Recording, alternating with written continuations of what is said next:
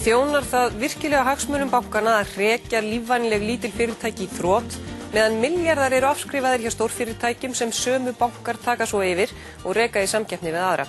Svo spyr Agnes Arnardóttir verslunarkona á Akureyri í Kastljósi kvöldsins. Hún og maður hennar sjá fram á að missa allar sínar eigur og lítið byggingavörufyrirtæki þar sem Landsbankinn er ekki tilbúin að semja við þau skuldir sem margfölduðust við bankahrunið. Hjónin hófu rekstur eigin fyrirtækis árið 2001 og tóku aldrei lán þar til þrengdi að rekstrinum í leiguhúsnæði árið 2005 að þau tóku tilboði bankans lán til húsbyggingar. En við byrjum á Agnesi Arnardóttur á Akureyri. Helgi Seljan ræddi við hana í dag. Við förum í Landsbankann og leggjum þetta á borðið fyrir þá. Þeir samþykkja að vera með og fjármagna þetta fyrir okkur. Það sem þá stóð til boða, þetta er sem sagt 2007. Það sem stendur þarna til boða er það sem ég kalla myntkörfulán. Og það átti að opna lánalínu á meðan að byggingunni stóð. Þegar byggingun var lokið, átti að flytja lánið yfir í íslenskt langtímalán til 20-25 ára á eðlilegum vöxtum. 3 vikum áður en að byggingin tilbúin, þá hrynur Ísland. Og allt lokast. Bankinn lokar lánalínunum og ég stend uppi eða við með fullt hús af iðnaðarmönnum, fólk sem var búið að kaupa hlut af húsinu með okkur og þetta átti allt að falla á þetta fólk. Bankinn vill fá fleiri veð, þeir vissu það að húsið mitt var mjög veðhæft vegna þess að við skulduðum ekki mikið í því. Vinur okkar hjálpaði okkur líka og komið sjálfskuldarábyrgð. Og þetta var allt saman, það tók einhverja mánuði að gera þetta, en þetta gerðum við. Og síðan þá er þetta bara búið að vera tóm þrautaganga. Þið sitið í raun ennþá uppi með þetta erlenda lán sem átti að breyta í íslenskt lán. Já. Hver er staðan á því núna og hver voru veðin nákvæmlega? Þetta er komið yfir 100, þetta mér minnir að síðustu tölur sem ég sá voru 150 milljónir. Ég fekk aldrei meira láni en 80. Veðin eru mikið meiri heldur en þessi 80 sem ég fekk. Byggingin er metin einhverja 56, húsið mitt er metin á 40 og síðan er vinur okkar sem var hérna að hjálpa okkur með sjálfskuldarábyrgð að hann er með 24. Hvað getur þú séð? Ég fekk 80 og ég er búin að borga nú þegar í afborganir og vexti 24. Og ég er búin að biðja bankann, ég er búin að leggja dæmi á borðið fyrir hann oftar en einu sinni að gefa mér tækifæri til að borga það sem ég fekk að láni. En þeir eru ekki til viðtals það. Þeir horfa eingöngu í stöðuna eins og hún er. Og þeir vilja meina það að þetta sé ekki ólöglegt lán, en það er náttúrulega að segja það allir sem hafa skoðað mína samninga, að ég fekk aldrei eitt einasta mynt. Ég fekk bara íslenska krónur. En núna er ég komin á þá stöðu að ég er bara með allt í skuld. Ég hef aldrei verið í vanskilum fyrir núna. Aldrei nokkuð tíma. Í nóvember í fyrra vissi ég hvað stemdi. Ég fór frá Pontíu til Pílatusar. Ég skrifaði ráðherrum, ég skrifaði bankastjóranum, ég skrifaði bankastjórninni og ég fór niður í banka margar ferðir. Ég talaði við umboðsmann viðskiptamanna í bankanum til þess að fá eitthvað, einhverja lausn, einhvern fund. Nei, það var ekki. Þau sögðu við mig þessi fallegu orð, við höfum ekki verkfæri til þess að vinna með.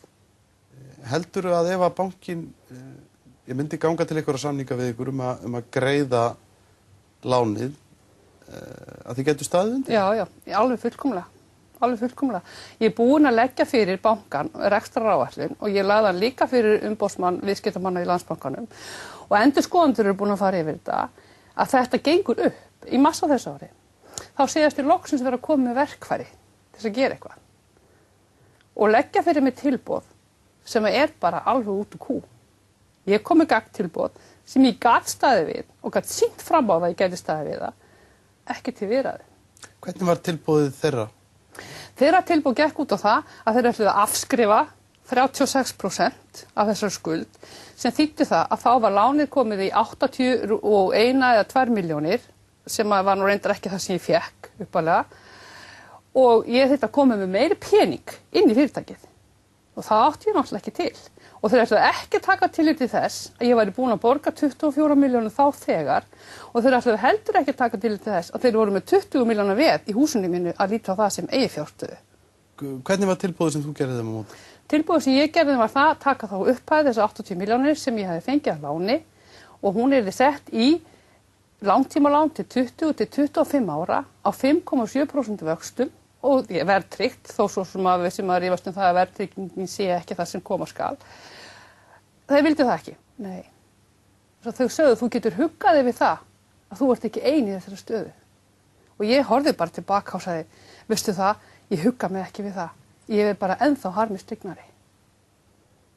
Ég að gefast upp á þessu og tilfinningin svo eins og mér sýnist vera að gerast í dag, að það eigi bara að láta þessi fyrirtæki fara á höfuðið. En þeir hvíla sér ekki við að ausa milljörðum á milljörðum ofan í stór falít fyrirtæki. Samanber eins og Húsasmiðjan og fleiri. Það ber öllum saman það. Ég leitaði til Framtakssjóðsins. Ég talaði við Finnboga Jónsson. Ég spurði hvort hann gæti hjálpað okkur. Hann kom bara fram með hroka og sagði, þú hefur greinilega ekki lesið heimasíðuna hjá okkur. Við fjárfestum ekki fyrir minna en 200 milljónir. Og hvað gera þeir? Kaupa Vestia á Landsbankanum. Í beinni samkeppni við smáfyrirtæki sem að reyna að halda lífi. Nota bene. Samkeppnisaðili minn, Húsasmiðjan. Landsbankinn tók hana yfir. Afskrifaði 10 milljarða. Það hefur komið fram í fjölmiðlum. Ég ekki að fara með neitt bull. Eftir að Landsbankinn var búinn að taka Húsasmiðjuna yfir, og 2009, þá sýna tölur það að Húsasmiðjan hafi tapað ríflega 800 milljónum á því ári. Það 2,5 milljón krónur á dag. Ég bað Landsbankann að hjálpa mér 2 til 3 daga tap Húsasmiðjunnar. Nei, það var ekki hægt. Síðan kemur að kennitöluflakkinu.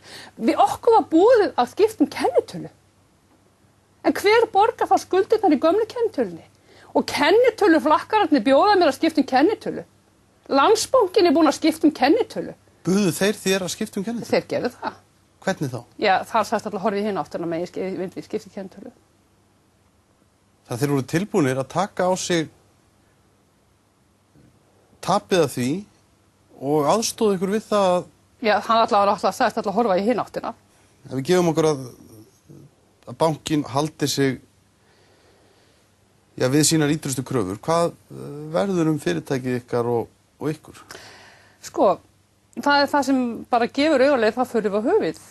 Við töpum öllu sem við eigum, við töpum aðleigunni, við pökkum henni í ferðartösku og við förum burt. Maðurinn minn búinn að vera núna í Noregi að vinna í nokkra mánuði vegna þess að við getum ekki borgað laun fyrir 2. Staðan hefur bara farið versnandi frá því í nóvember og bankinn veit það, ég búinn að segja þeim það. En þeir segja bara við getum ekkert gert og hendur okkar eru bundnar. Af hverjum eru hendurnar bundnar? Og ég horfist í augu við sjálfa mig og segi, ætlar að gefast upp og fara. Og svarið sem ég gef sjálfur mér það, nei, þú lætur ekki fara svona með þig. Ég leitaði til lögfræðings sem hafði unnið í Landsbankanum og hann sagði, þetta eina ráðið sem þú ert. Eina ráðið fyrir þér að skipta kennitölu. Og ég skrifaði þetta grein og ég sagði, ég hef ekki geð í mér að skipta kennitölu. Og þarna kemur aftur að reytanda. En myndi það ekki losa ykkur út úr þessum vandræðum sem þið í? Að sjálfsögðu myndi að losa ykkur út úr vandræðunum. En mér líður ekkert betur með það. Og hver tekur þá mínar skuldir? Þú og restin af þjóðinni tekur þá mínar skuldir. Ég ætla að fá að borga mínar eigin skuldir og ég ætla að gera það sjálf og ég get gert það. Þú ert ekki að biðja neinar afskriftir? Nei. Ég að biðja að fá að borga það sem ég fékk á láni og ég get gert það. En þeir vilja greinilega ekki leyfa mér að gera það.